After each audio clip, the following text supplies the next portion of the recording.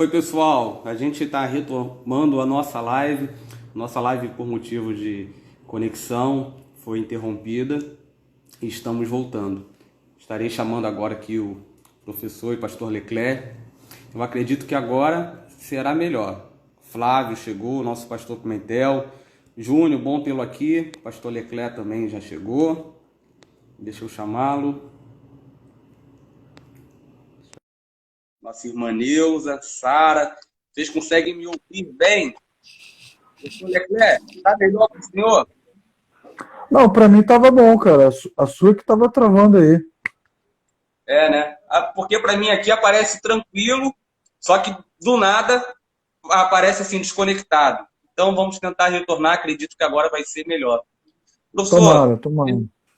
estava falando contigo Su, sobre o Su, arrependimento e a fé. isso. O que o senhor pode Fala. falar a respeito disso?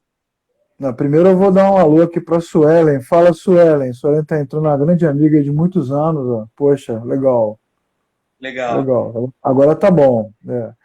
Então, Paulo, o que eu estava explicando é o seguinte: o cristianismo ele não é juiz da sociedade nem juiz do mundo, né? Então, às vezes, quando a gente fala desse tema, parece até que a gente está aqui para julgar as pessoas e dizer se elas vão receber salvação ou não. Esse não é o nosso papel. Na verdade, o cristão verdadeiro é aquele que nasceu de novo, que teve um encontro com Cristo. E o testemunho da fé é o compartilhar desse novo nascimento. Então, ah, quando nós compartilhamos da nossa fé com outras pessoas, nós, na verdade, não provocamos nem proclamamos arrependimento. Às vezes, os textos bíblicos deixam as pessoas um pouco confusas. Né? Uma coisa é você pegar Jesus ou os apóstolos pregando arrependimento para os judeus, que tinham um conhecimento teológico divino, tinham a lei, tinham a tradição. Outra coisa completamente diferente é testemunhar da fé em Cristo Jesus. Então, na verdade, nós que somos cristãos, primeiro precisamos saber se nascemos de novo, porque se não há novo nascimento, então não houve um encontro com Cristo. Se não houve um encontro com Cristo, não há o que compartilhar. Na verdade, nós só compartilhamos a fé que nós temos. A fé ela é existencial, ela é transcendente. Então, quando Deus disponibiliza momentos para compartilhar a fé, então nós devemos compartilhar a fé que o nosso coração tem em Cristo Jesus. E é o Espírito de Deus, através desta fé compartilhada, que faz com que o outro, a outra criatura, a outra pessoa, tenha o desejo de se arrepender, de se reconciliar com o Criador. É o Espírito de Deus que provoca essa reconciliação.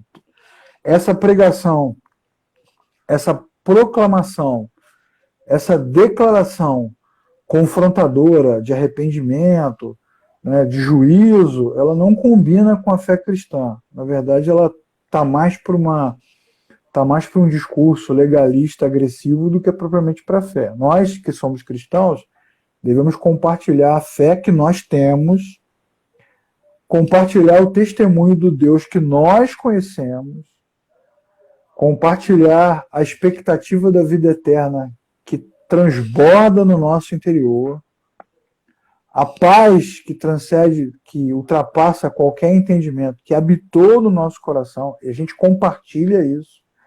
E à medida que essa fé compartilhada é autêntica, porque realmente houve um novo nascimento, o Espírito de Deus flui, porque como Cristo nos ensinou em João capítulo 3, João capítulo 4, tanto no encontro com Nicodemos como no encontro com a mulher samaritana, para o Nicodemos Jesus disse: quem não nascer de novo não pode ver o reino de Deus. Então quem não nasceu de novo não tem essa capacidade de proclamar nada. E quem nasceu de novo, como a mulher samaritana, quem teve um encontro com Cristo, do seu interior fluirão rios de água da vida. Então, essas palavras elas não são muito adequadas. Uma vez que o Espírito de Deus convence o outro a partir do nosso testemunho, é o outro, convencido pelo Espírito de Deus, é que sente no seu coração o impulso à confissão de fé. Aí vem uma demonstração genuína de arrependimento. Mas nós não proclamamos o arrependimento, nós proclamamos a Cristo. Nós proclamamos a Cristo, nós apontamos para Cristo. E esse apontamento só pode acontecer se nós primeiro tivermos tido um encontro com Cristo. Se não houve encontro com Cristo, ninguém está apontando para lugar nenhum. Nós apontamos para Cristo, e esse apontar para Cristo é que gera mudança no coração do homem. É assim que funciona a pregação do Evangelho. Professor, você falou sobre nascimento, a distinção entre novo nascimento, esse entendimento que o senhor nos passou, e o termo que todo mundo conhece, que é conversão, são coisas diferentes ou são faces da mesma coisa? Teria alguma diferença entre conversão e novo nascimento? Completamente diferente. Novo nascimento é a expressão que nós usamos, uma expressão mais comum, baseada em João capítulo 3, a expressão que Jesus usou. Essa expressão se refere à doutrina da regeneração. Então a gente tem uma doutrina bíblica da regeneração, que é exatamente quando o homem morto para Deus ressuscita pelo poder da palavra de Deus. Aí o seu coração se regenera. A gente chama isso de novo nascimento. Conversão é mudança de direção. Não tem nada a ver uma coisa com a outra. Só pode haver conversão se primeiro houver novo nascimento. Então, quando você está dirigindo o seu carro, né, você quando faz a autoescola para tirar a carteira de motorista, o instrutor vai te ensinar lá, conversão à direita, conversão à esquerda. Converter é mudar de direção, é mudar alguma coisa.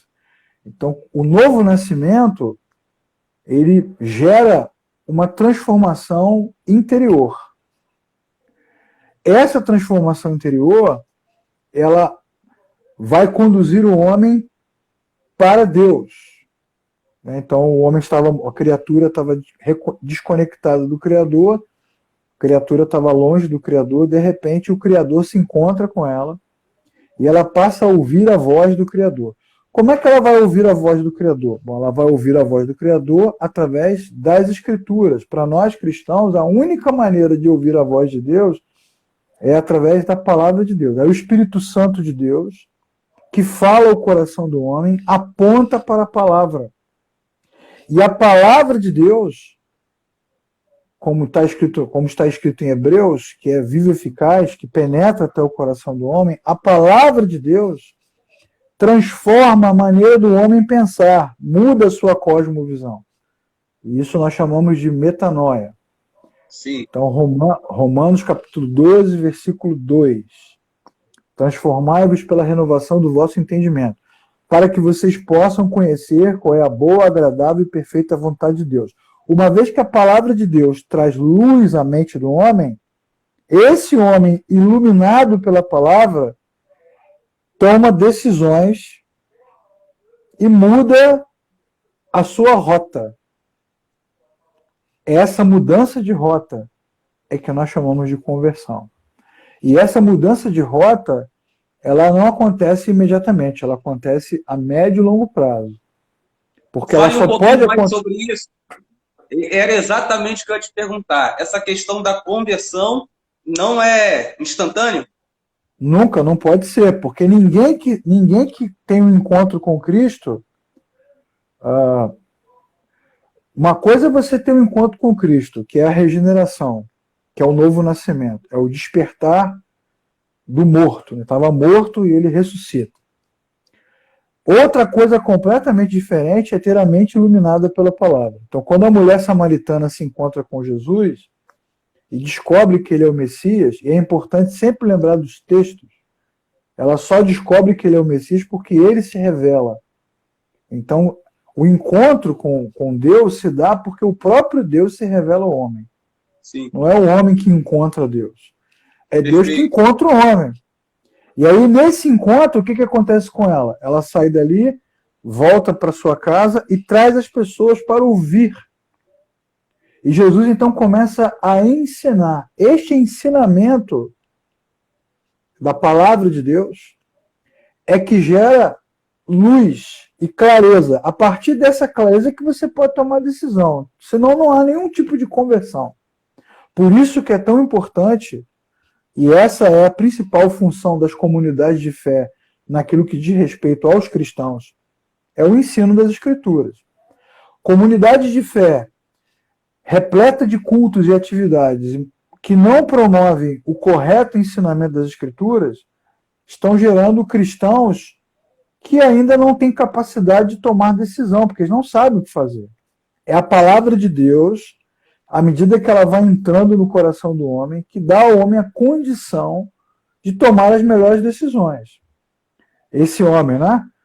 Salmo 1, por exemplo, bem-aventurado o homem que não anda segundo o conselho dos ímpios, nem se detém no caminho dos pecadores, nem se assenta à roda dos escarnecedores.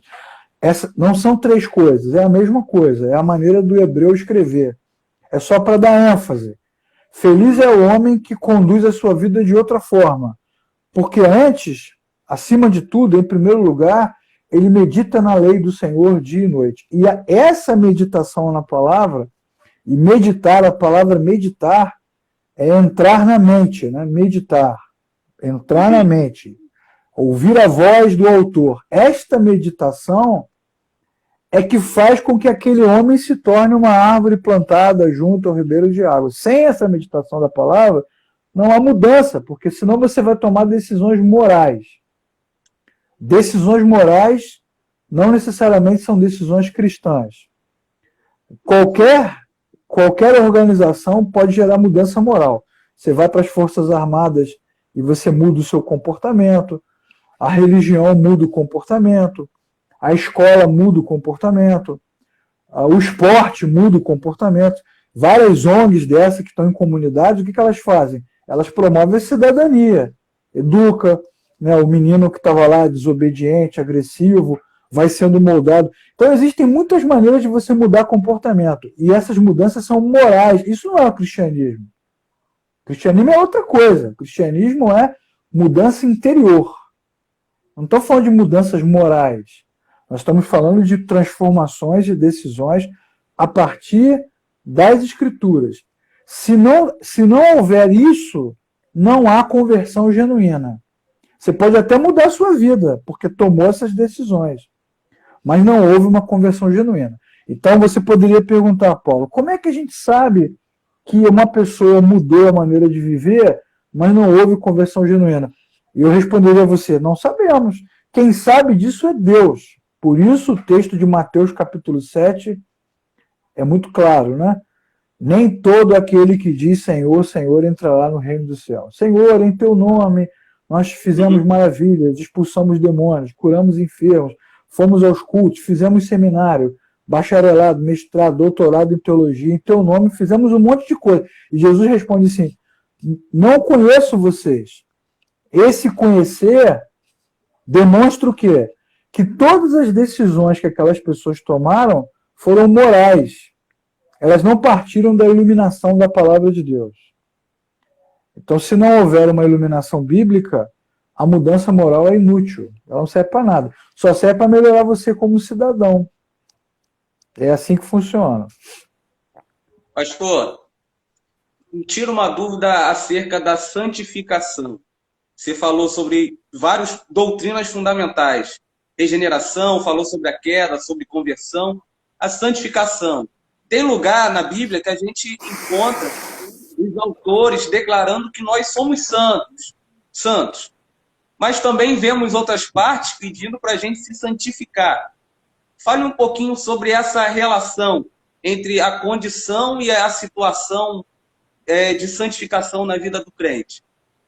É a mesma coisa. A santificação ela não é moral. A santificação é um estado. Então, é impossível você se tornar um santo se você não tiver tido um encontro com Cristo. Quem santifica o homem é o Espírito Santo, não é o próprio homem. Se o homem pode santificar-se a si mesmo, então tanto faz a religião. Você pode ser budista, espírita, católico, não faz a menor diferença. Se você é capaz de santificar a si mesmo, então parabéns, você atingiu um nível de autotransformação, de autopurificação. Então, o cristianismo não trabalha com a ideia da purificação. Porque Deus nos amou quando nós ainda éramos pecadores. O cristianismo não trabalha com purificação. Ninguém se purifica, nem se santifica para ser salvo. A nossa relação com Deus é uma relação de salvação e é uma decisão de Deus. Então não há purificação no cristianismo. Agora, uma vez que o Espírito de Deus entra no coração do homem e o homem nasceu de novo, então o que a Bíblia fala? Que nós devemos operar a salvação. O que é operar a salvação? É colocar em prática esse novo nascimento que aconteceu no interior. Então, operar a salvação é isso. Então, a santificação, ela não é um processo de purificação. Ela é um processo diário de exposição pública de algo que aconteceu dentro. Então, o camarada mudou por dentro e vai mudando a sua maneira de viver, vai convertendo o seu caminho. Essa mudança de caminho vai tornando exterior a mudança que aconteceu no seu interior. E aí, quanto mais o Cristo puder ser visto na vida da pessoa, à medida que ela transborda da água da vida, e o Espírito de Deus se move, quanto mais Cristo é visto, significa que mais a santidade de Deus é visualizada, é visível. Isso não é uma ação moral, isso é uma ação transcendente. Transcendente. E como é que a gente sabe disso, Paulo? A gente sabe disso porque na Bíblia os principais homens e mulheres que serviram ao Senhor, quase todos eles eram de conduta moral duvidosa. Então, se houvesse um critério de purificação rigoroso, todos eles seriam reprovados. Davi, Abraão, José, Daniel, os apóstolos que ficaram batendo cabeça ali o tempo todo, né? Só tiveram uma clareza do que estava acontecendo após a ressurreição. Todos eles seriam reprovados. E nós também seríamos reprovados. E aí que está a grande beleza do cristianismo. Ele não é antropocêntrico, ele não é firmado na natureza humana. O cristianismo é cristocêntrico. Então, não tem mérito para o homem. O que tem é glória para Deus, não tem mérito humano. Só tem glória divina. Então, Deus é glorificado à medida que a presença de Deus ela se manifesta na vida do homem. Acho que Deus está travado aí, hein, Paulo?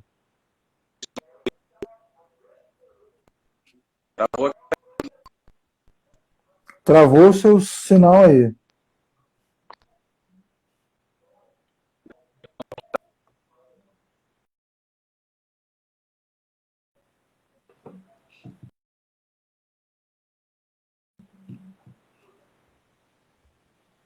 Eu consigo te ouvir, mas a sua imagem está toda serrilhada.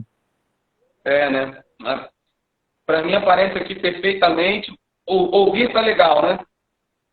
Tô te ouvindo. Mais ou menos. Também tá esquisito o som. Infelizmente. Poderia concluir essa tua última frase, por favor? Até onde você ouviu? Eu ouvi a questão da questão da santificação, não tem nada a ver com as nossas mudanças morais, mas é algo totalmente transcendente e a necessidade de Cristo ser visto. Isso. É assim que Deus é glorificado. Se Deus é glorificado porque Cristo foi visto na nossa vida, então o que acontece? A santidade de Deus operou. É assim que funciona. Não, mas Cristo tem que ser visto nas suas ações. Mas qual é a diferença, então, entre nós, os budistas, os atletas, os militares? Se depende de ações, nós somos o quê? Somos cristãos ou somos escoteiros, né? Boas ações? Professor, quero te aproveitar aqui, porque eu sei que você é um estudioso em relação à pós-modernidade, a característica do nosso tempo. Primeiro, eu queria saber do senhor se você está enxergando alguma mudança nesse tempo que a gente vive hoje, de pandemia, de isolamento social, você fazer um link disso com as características da pós-modernidade. Você acha que algo vai mudar depois desse período? O que você enxerga desse momento que a gente vive? Rapaz, mudou tudo já. Não é algo vai mudar, não. Já mudou tudo completamente. Tá tudo diferente. A gente já está diante de um novo mundo.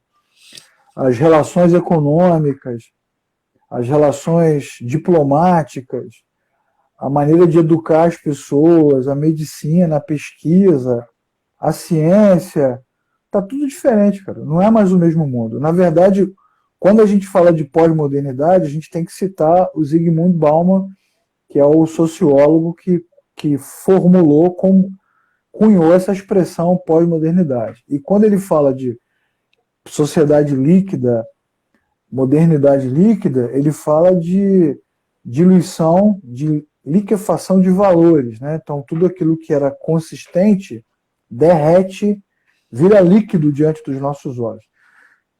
Só que agora a gente ultrapassou já esse momento que o Bauman percebeu. Agora a gente está numa outra perspectiva, né? Deu uma caída aqui no meu suporte, peraí. Agora a gente está numa outra perspectiva, né? Então as economias falharam. Você vê os Estados Unidos aí completamente de joelhos diante dessa situação. As relações diplomáticas mudaram. A gente agora está se comunicando pela internet. A tecnologia vai ter uma outra utilização. A pesquisa mudou. Hoje eu estava vendo uma entrevista de pesquisadores aqui do Brasil pesquisando sobre vacina. Eles disseram, olha, a gente nunca viveu uma realidade como essa. Pesquisas que duravam aí 2 anos, 5 anos, a gente está fazendo em 3 meses. Então, o mundo já mudou. Se você me perguntar como vai ser o mundo daqui para frente, eu vou te dizer um grande não sei, porque eu não sei, cara, o que vai acontecer. Na verdade, a gente nem sabia nem poderia imaginar que algo assim aconteceria, como está acontecendo agora, com essa proporção. Então, nós não temos a menor ideia. Uma coisa é certa, pensando no cristianismo, que é o tema da nossa fé, né? Uma coisa é certa, as comunidades de fé precisam rever todos os seus valores, toda a sua maneira de pensar, porque elas já tinham dificuldade com a realidade que a gente estava, e se elas não mudarem a maneira de pensar, elas vão se tornar completamente ineficazes nesse tempo. Completamente ineficazes. Em função de toda essa transformação. Né? Então, tem muitas implicações nessa mudança, mas uma coisa é certa. As comunidades de fé estão completamente despreparadas, porque elas viviam naquela rotina ali de culto, de programação, de congresso, campanha, de festa, tudo inútil, serviu para nada. Toda essa turma aí que profetizava não viu nada, não profetizou nada, não enxergou nada, não percebeu nada. Então, aí cumpre-se a Bíblia quando fala dos falsos profetas, dos falsos mestres.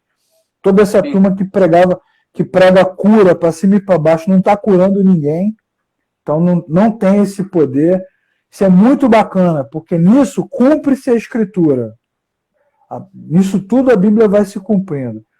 Então, as comunidades de fé, pensando só na nossa realidade, não vou discutir com você aqui nem educação, nem tecnologia, nem administração, que não é o escopo do nosso debate. Agora, com relação à fé, a maneira como as comunidades se comportam, os seminários, a relevância do conteúdo, isso tudo já mudou. E se não houver uma revisão completa de valores,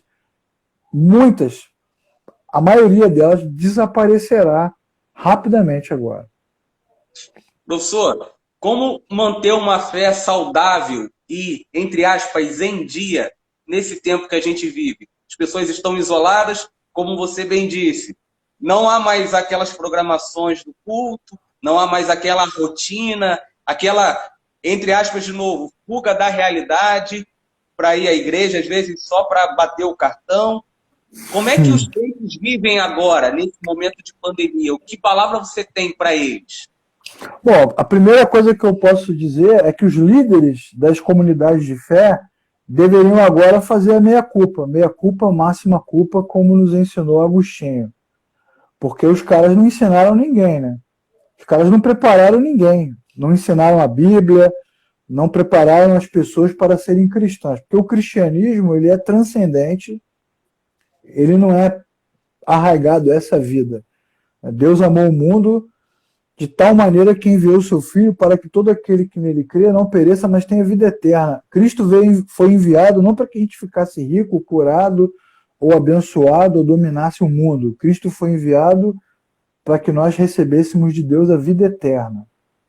Então as comunidades de fé falam em preparar os crentes para a vida eterna, porque as pregações, os cultos, a música, a espiritualidade é toda terrena, é toda antropocêntrica, é toda baseada em mérito, então ela é inútil.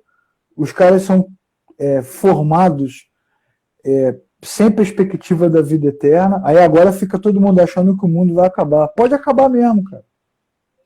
E aí vai se cumprir Mateus 7. Os crentes não deveriam ter nenhum problema com o mundo acabar, eles deveriam se alegrar.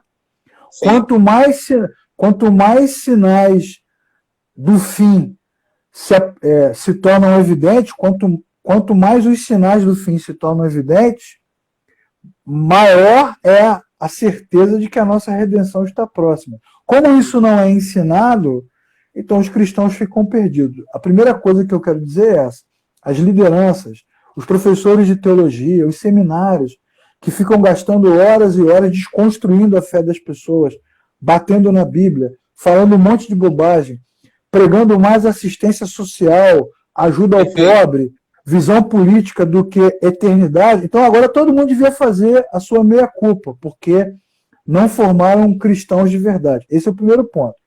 O segundo ponto tem a ver com a nossa pobreza espiritual. Não é? De fato, eu dei aula no BTL, você mesmo testemunhou, eu dou aula há mais de 20 anos. Os alunos não leem a Bíblia, os obreiros não leem a Bíblia, os professores não leem a Bíblia, não conhecem os textos. É uma fé meritória, humanizada, é uma fé antropocêntrica, muitas vezes mística, ocultista, quase bruxaria, mais bruxaria do que cristianismo. Então os caras não conhecem a palavra de Deus.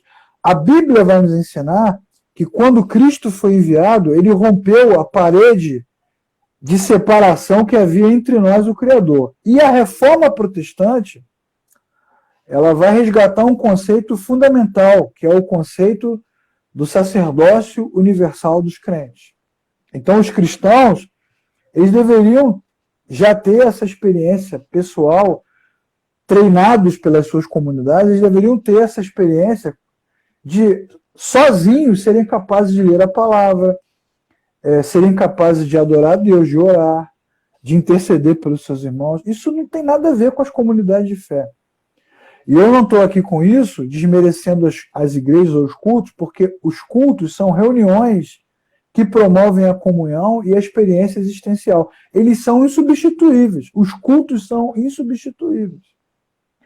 Entretanto, os cristãos são cristãos em qualquer dimensão.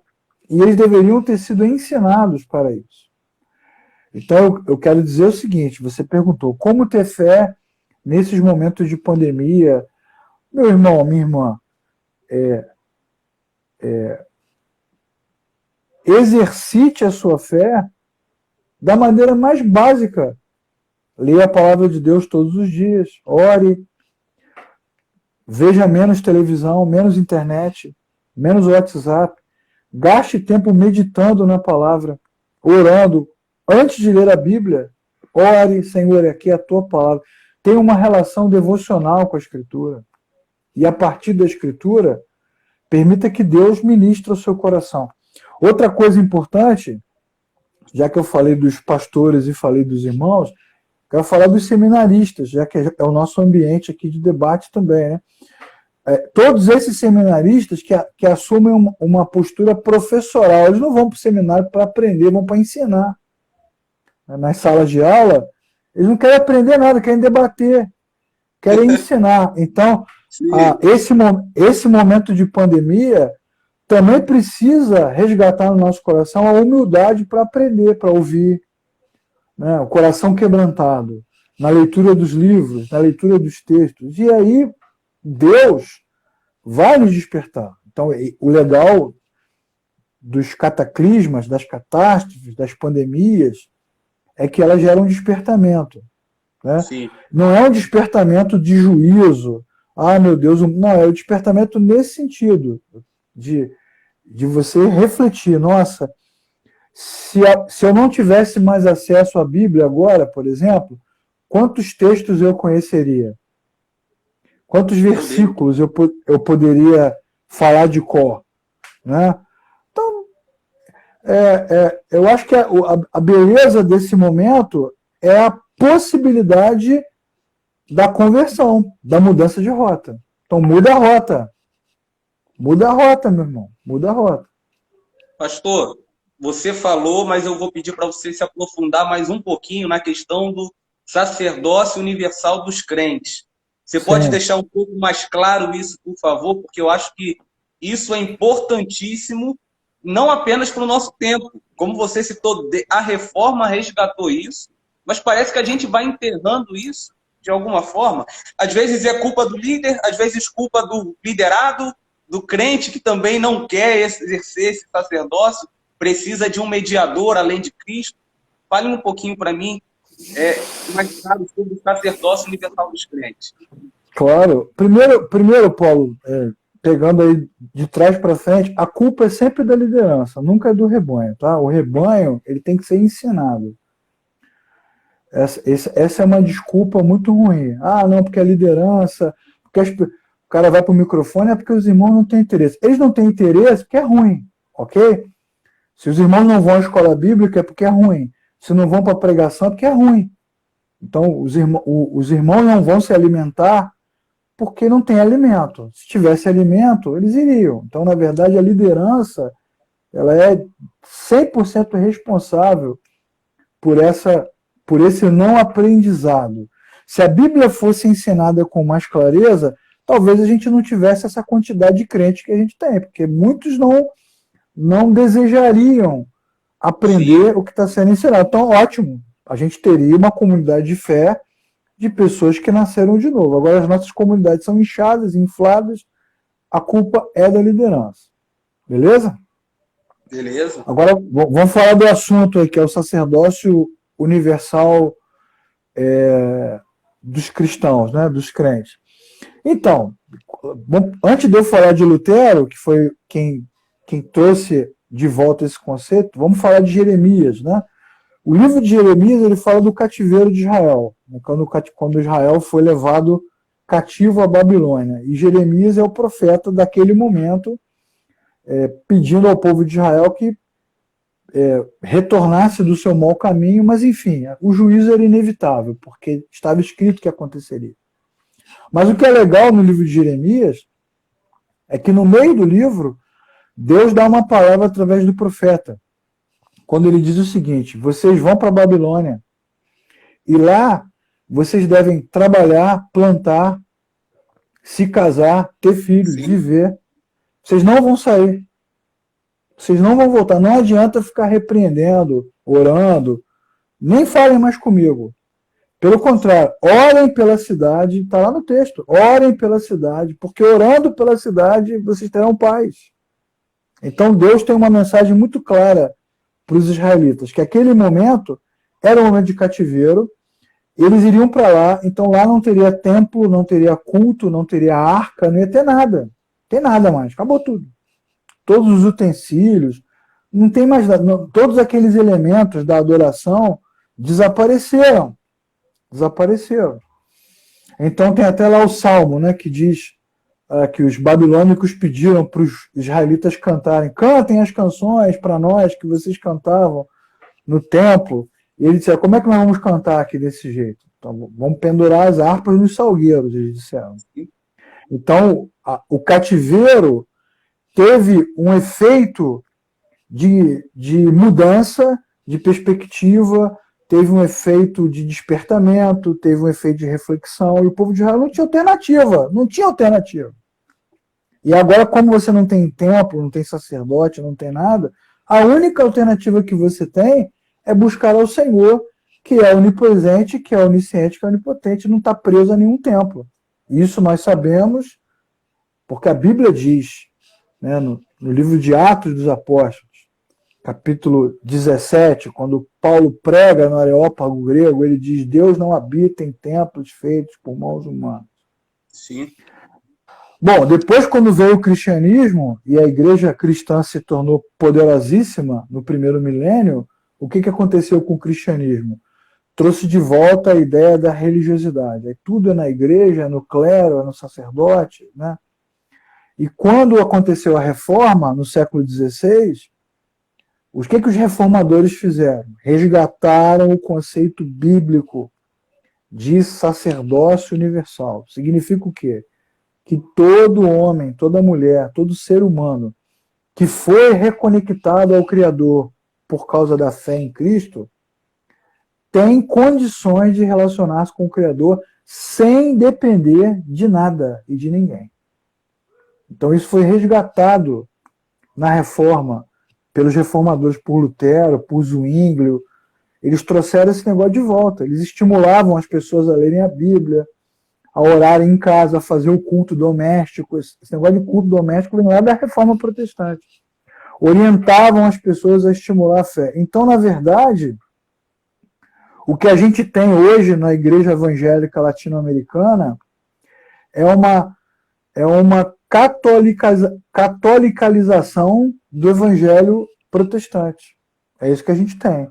Que é como se a gente estivesse banhando o protestantismo de catolicismo medieval. Então, de novo, o poder do templo, né, da adoração, os pastores como sacerdotes, como gurus, como orientadores, como mentores, dependência espiritual, direção espiritual, guarda-chuva espiritual.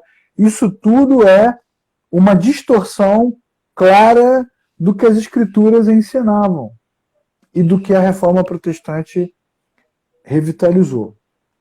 Ainda bem que hoje, Paulo, nós temos a internet, né? Então você hoje tem mais acesso à informação. Então, se você sentir falta de ouvir uma pregação, por exemplo, você pode ir para o YouTube e assistir a pregação que você quiser, de brasileiros, de pastores de outros países. Tranquilo. Se você tiver necessidade de assistir, de fazer um momento de louvor, quer cantar, você tem as músicas, você tem os clipes, você tem agora também os cultos que acontecem à distância. Mas nada disso substitui a expressão existencial do cristão. Então, todo cristão, e aí de novo, a culpa é da liderança, que deveria estimular os cristãos a lerem a Bíblia, a orar, a estar mais em casa e menos na igreja, mais em casa e menos na igreja, para que a igreja também se tornasse um lugar de prazer, de acolhimento, gerar saudade no nosso coração. O cara fica em casa pouco, fica muito na igreja, várias vezes. Então ele não sabe orar sozinho, não sabe cantar sozinho, ele não sabe fazer nada sozinho, né?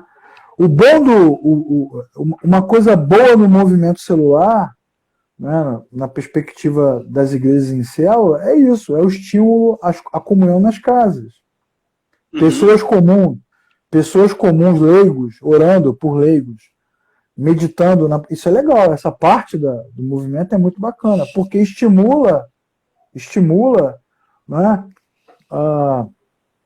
o desenvolvimento das próprias pessoas. Então, isso que é o sacerdócio universal dos crentes. Pastor, você citou aí a questão, os crentes agora têm mais tempo na internet, dá para ver pregação, dá para ouvir louvores, mas eu também fico muito preocupado com crente na internet, porque quando às vezes a gente entra no nosso Facebook, eu, por exemplo, eu vejo muito crente criando treta, se metendo em treta. Quais são os perigos aí que os crentes têm que evitar no momento que está ali na internet, na rede social? O que você pode falar um pouquinho? Não saberia dizer, Paulo, porque na verdade, assim, biblicamente falando, historicamente falando, nós precisamos desenvolver a autonomia dos cristãos. Deixa entrar em treta, pô, e deixa sair também. O nosso papel não é promover a vigilância, nem o cerceamento, nem o filtro, Não cabe às lideranças, nem aos pastores, filtrar nada. O nosso papel é ensinar a Escritura. O Espírito Santo de Deus tem mais autoridade e mais poder do que todos juntos. Então nós não precisamos ter essa preocupação. Né? Não são nossos filhos espirituais. Isso é uma bobagem. São nossos irmãos. Entendeu? Então vou dar o exemplo dos filhos que a gente tem. Os filhos, os pais têm o papel de ensinar e não de dominar a vida inteira. Toda a educação ela gera autonomia, pô. O processo de educação ele é transformador e gera autonomia. Eu não posso ficar o tempo todo, não, deixa que eu faço que você não vai saber fazer, eu estou criando um cidadão incapaz de viver sozinho, eu não posso fazer isso. O meu papel é formar a criança até que ela se torne adulta e a partir desse momento adulto dela, ela não fique mais debaixo da minha proteção. É assim que funciona o processo de educação. Ele tem que gerar autonomia, tornar as pessoas empreendedoras, produtivas, pensadoras, sozinhas. Agora, infelizmente, não é assim que funciona. Né? Na cultura latino-americana, a gente tem esse olhar paternalista. Né? O cara casa, depois volta para casa. Sai, volta. Traz a esposa, traz os filhos. Então fica todo mundo nessa perspectiva paternalista. E isso se reflete um pouco nas comunidades de fé também. Né? Elas acabam gerando esse processo. Então nós não temos que ter medo do cara ir para a internet. Eles é que procurem, né, melhorar um monte de aspectos. Educação, capacidade de ouvir, entendimento maior dos assuntos. Isso não tem a ver com a religião, entende? Nós não podemos cercear, não podemos filtrar. Mas é muito perigoso. O problema é do cara ser perigoso. Isso não é problema nosso. Nosso papel na educação religiosa, nas comunidades de fé, é ensinar a palavra de Deus. E ponto final. Professor, em relação à evangelização, para a gente encerrar, pense, por exemplo, que a pandemia acabou, o isolamento social acabou. A gente vai ter que mudar a forma de evangelizar, repensar os modelos. Você disse aí que o mundo já é completamente outro. Como é que o crente se posiciona? Você, na tua fala, você falou a capacidade de ouvir. Isso daí seria interessante também na questão da evangelização? Bom, olha só, a evangelização, ela passa por crentes que testemunham da sua fé, certo? Esse é o assunto que a gente falou. A evangelização não é a proclamação de uma filosofia, né? Vamos aqui espalhar a nossa filosofia, a nossa ideologia. Isso não interessa. A evangelização é a pregação do evangelho, e o evangelho é Cristo. Então, a primeira coisa é essa. Só pode falar de Cristo quem tem a Cristo. Então, quem nasceu de novo tem condições de testemunhar da sua fé. A nossa preocupação não é com o mundo. Meu Deus, eu preciso pregar. Não, a nossa preocupação é compartilhar a fé. Eu preciso compartilhar com as pessoas o que Cristo realizou na minha vida. Isso é evangelizar. Fora disso, é ideologia religiosa, tá? De domínio do mundo, global. Nada disso nos pertence. Nós precisamos testemunhar da nossa fé. Nós somos colaboradores da lavoura de Deus. A lavoura é de Deus, não é nossa. Então nós colaboramos com o Senhor. Eu quando estou ensinando na sala de aula, eu estou colaborando com aquilo que Deus me deu, que é a capacidade de ensinar. Tornar a Bíblia clara. Então eu não posso ter a presunção, eu preciso libertar o mundo das trevas. Isso não pertence a mim, isso pertence a Deus. Se o mundo vai ser liberto, vai permanecer em trevas durante séculos, isso pertence ao Senhor. Então esse é o primeiro ponto. É a mudança da cosmovisão. Tá bom? A segunda coisa é a literatura. A turma está precisando ler sobre missão, entendeu? Isso é um problemaço, né? Então eu quero indicar um livro muito bom, que é um livro antigo, mas atual, que é o livro do John Stott, Ouça o Espírito, Ouça o Mundo. Quem estuda teologia e ainda não leu esse livro está bem atrasado aí na sua leitura. Ouça o Espírito, Ouça o Mundo. É um livro do John Stott, um livro muito bom, um livro que vai te ajudar a pensar no papel dos cristãos, no papel das comunidades de fé diante da sociedade onde elas estão. Então, fica a dica do livro para vocês lerem. E lá no livro, o John Stott dá um monte de sacadas boas. Uma delas é a capacidade de você olhar para você mesmo. Então, por exemplo, coisas para vocês pensarem em casa, né? Eu sou de qual comunidade? De qual igreja eu pertenço? Tá, a minha igreja está naquela rua por quê?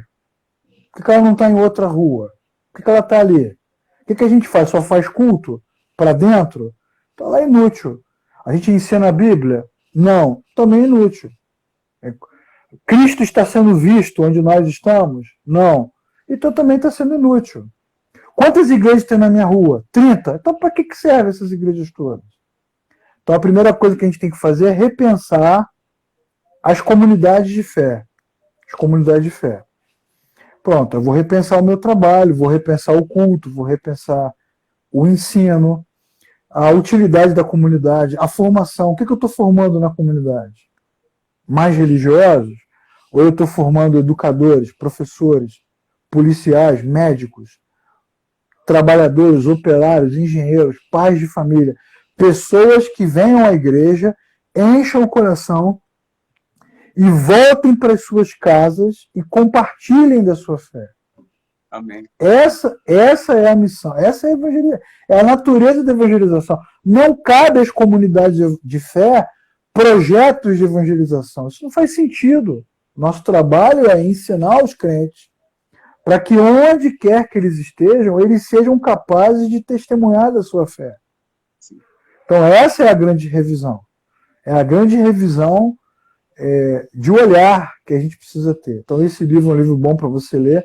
Outro livro que eu posso indicar é o do já bem recente, do Timothy Keller, Deus na Era Secular. Mesma coisa. Um trabalho muito bacana que se faz nos Estados Unidos e na Europa, onde Cristo tem sido anunciado no meio intelectual, no meio científico. Ah, mas eu não sei, Leclerc, eu não sei como fazer, eu não sei nem como compartilhar a minha fé, eu só sei chegar lá e dizer para o cara, arrependa-se, isso não quer dizer nada. Isso não quer dizer nada. O cara pode se arrepender de um monte de coisa. Ele pode se arrepender de ter votado no Bolsonaro, ele pode se arrepender de ser torcedor do Botafogo, né? Ele pode se arrepender de um monte de coisa. Arrependimento não tem a ver com fé cristã. Né? Então, quem convence o homem para que ele se arrependa é o Espírito Santo. Somos nós. Então, esse discurso ele é infrutífero. Completamente infrutífero. Como é que a gente sabe que ele é infrutífero? Porque a gente tem igreja pra caramba no Rio de Janeiro e o Brasil tá terrível e o Rio tá pior. O Brasil tá um lixo, né? Mas o Rio tá pior. Então as igrejas não conseguem cumprir o seu papel. Elas estão nos morros, mas continua o tráfico, continua a violência, continua tudo, não tem mudança. Então eu quero indicar um outro livro para você saber que isso é possível, A Cruz e o Punhal, do David Wilkerson, um livro belíssimo sobre a história do ministério do David Wilkerson nos Estados Unidos, como ele se envolveu com as gangues de rua e como a sociedade foi sendo transformada à medida que aqueles caras foram tendo encontros verdadeiros com Cristo. Então, uma história emocionante, dramática, mas verdadeira. Essas histórias, elas nos mostram como Deus atua. E é muito legal conhecer as histórias, porque aí você percebe o que realmente acontece. Quando você olha para a Bíblia, por exemplo, você vê Daniel na Babilônia, mas a Babilônia não se converte. Esther na Pérsia, mas a Pérsia não se converte. José no Egito, mas o Egito não se converte. Não é o nosso papel mudar a sociedade. O nosso papel é testemunhar de Cristo. Se você é um cristão que nasceu de novo e se tornou professor da universidade ou diretor de uma escola, você tem a oportunidade de mudar a sociedade. Se você se torna um médico cristão, se você se torna um empresário cristão, um engenheiro cristão, um policial, você tem a oportunidade de mudar a sociedade, fazendo bem e apontando para o Senhor. Agora, mudanças no coração não fazem parte da nossa missão.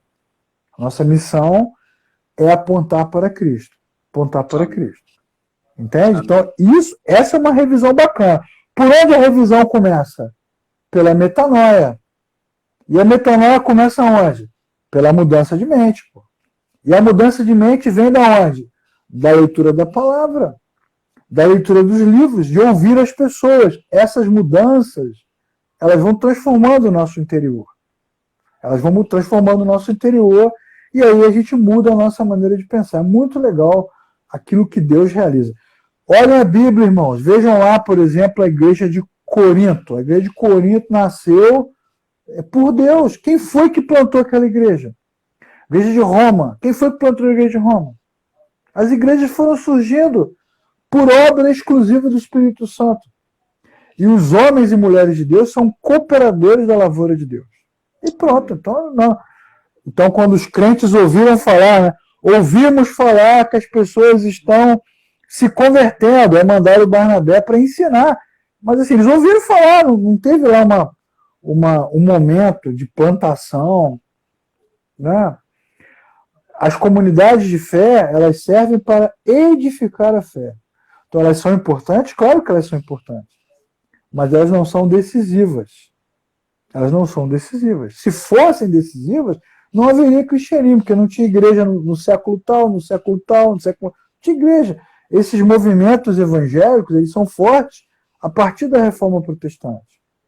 E agora a gente tem um movimento híbrido, né? Confuso. A gente não sabe mais, na verdade, o que a igreja evangélica é. Essa é uma discussão sociológica, eclesiológica, mas é outro assunto, como eu costumo dizer.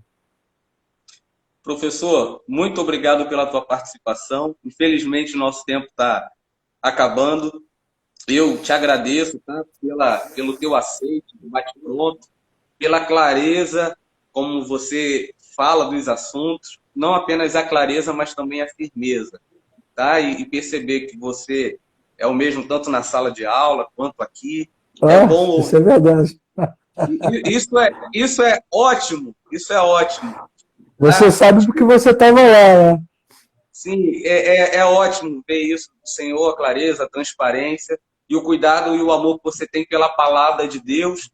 E se a gente fosse resumir tudo isso, tudo começa na palavra de Deus. A gente se deleitar, conhecer, ter a nossa mente transformada e transbordar e compartilhar Cristo. Muito obrigado. Você pode dar as tuas últimas considerações e também orar por nós? Claro, claro. Primeiro eu quero, para encerrar a minha fala, isso que você falou, isso que você colocou é muito importante, né? A questão do amar a palavra. Mas assim, só pode amar a palavra quem nasceu de novo, cara. Desculpa. Entendeu? Não adianta, a gente vai ficar falando nesse negócio. A palavra de Deus só arde no coração de quem foi regenerado. Isso. Então, uma boa maneira de revitalizar as comunidades é dedicar todo o tempo ao ensino das Escrituras, porque vai acender o coração de quem realmente nasceu de novo. Então, esse é o grande ponto. Ah, eu tenho dificuldade de ler a Bíblia, é porque tem alguma coisa aí dentro do seu coração. Ok? Não estamos falando de teologia, de texto, a gente está falando de amor pela palavra. É isso. Então, quem é que ama a palavra? Salmo 119, né? Quem é que ama a palavra do Senhor? Senhor, eu amo a tua lei. Tá, mas quem que ama a lei? Ama a lei quem conhece o Senhor. Quem não conhece o Senhor não ama. Ok? Então isso aí tem que ficar... E aí serve para você que está assistindo a live, refletir. Se você não, há um tempão não tem vontade de ler a Bíblia nunca, ou o texto nem vem na sua cabeça nunca, então tem que fazer a meia-culpa, não tem solução.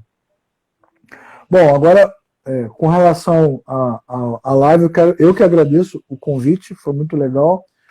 Se você deixar eu fazer o meu merchan aqui, posso? Deve. Então tá bom. Eu estou fazendo várias lives também. Hoje eu fiz uma com o Jonas Madureira, a gente falou sobre humanidade humilhada. Então você que não assistiu, eu vou postar amanhã a live lá no meu Instagram, Professor Leclerc, e no meu Facebook lá também, Professor Leclerc e Oficina da Palavra. Eu tenho várias lives agendadas. Tenho amanhã sobre grupos de risco. Domingo a gente vai falar sobre os desafios da igreja pós-Covid. Eu e o professor Luiz Pires, que também é professor do Betel, vamos fazer juntos essa live domingo. Segunda-feira eu vou falar vamos conversar eu e a professora Daniele Gotardo sobre inclusão, questões que envolvem a inclusão nos momentos de pandemia. Semana que vem a gente tem live aberta, é só você procurar lá para você acompanhar os assuntos mais diversos. Se você quiser nos seguir, Professor Leclerc, tá bom? Obrigado pelo convite. Por favor, gente, sigam o Professor Leclerc nas redes sociais, é um favor que vocês fazem a vocês mesmos, tá? E comente aí, antes do Pastor Leclerc orar, vai comentando o que você achou da live, se vocês gostaram. Obrigado a todos vocês que nos acompanharam desde segunda. Pastor Leclerc, legal. por favor. Tá bom, vamos orar então, né? Nós te agradecemos, Senhor, por essa oportunidade de falarmos um pouco. Esse momento de pandemia, de isolamento social, tem sido um momento também de novas oportunidades e desafios. E eu quero aqui, junto com os meus irmãos, pedir ao Senhor que tenha misericórdia do Rio de Janeiro, da cidade de Niterói, do nosso país, que o Senhor tenha misericórdia do Brasil e de tantos e tantos países e cidades agora vivendo esse momento de angústia. Nós não sabemos o que vai acontecer e nós estamos percebendo o quanto os homens estão perdidos, a ciência está perdida, os presidentes estão perdidos, os políticos estão batendo cabeça. Nós não temos estrutura para lidar com essa pandemia e pode ser que isso traga reflexos ainda maiores, econômicos, financeiros. Pode ser que isso gere pobreza. Então, Senhor, nós queremos aqui nos lembrar da Tua palavra, porque a Tua palavra é luz, a Tua palavra é a verdade, a Tua palavra está firmada nos céus. Tua palavra é inspirada. Passarão os céus e a terra, mas a tua palavra jamais passará. E a tua palavra nos diz que uns confiam em carros, outros em cavalos, atualizando o texto, contextualizando o texto, uns confiam na ciência, outros no poder econômico, mas nós que te conhecemos e tememos o teu nome, fazemos menção do nome do nosso Deus.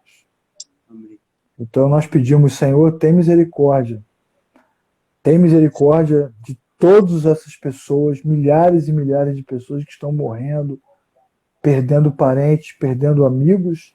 É um momento de grande dor, como já houve em outros tempos da história da humanidade. Por favor, Senhor, nos ajude. Abençoe os cientistas. Faça, Senhor, com que eles tenham clareza, compreensão, que eles descubram a vacina. Abençoe os médicos, Senhor, agora nos hospitais, os profissionais de saúde sofrendo em pânico, seus maridos, suas esposas, seus filhos, os idosos, todos pressionados. Tem misericórdia, Senhor. O nosso coração está firmado no Senhor. Que seja um momento de devoção e de clareza para todos nós. E que no final disso tudo, só o teu nome seja glorificado. Amém. Amém. Pessoal, muito obrigado a todos que estão aqui conosco. Bruno, Antônio Marcos, a Suelen, o Antônio, a Síria, o Rafael, o Keison. Igual. Todos vocês, muito obrigado. Pastor Leclerc, muito obrigado. Deus abençoe todos vocês. Tá bom. Suelen, você que está conectado aí, tem tempo que a gente não se fala, me chama lá no Face. Tá bom? Um abraço para todos os amigos. Obrigado, Paulo. Um abração. Valeu. Eu que agradeço. Abraço, pessoal. Abraço.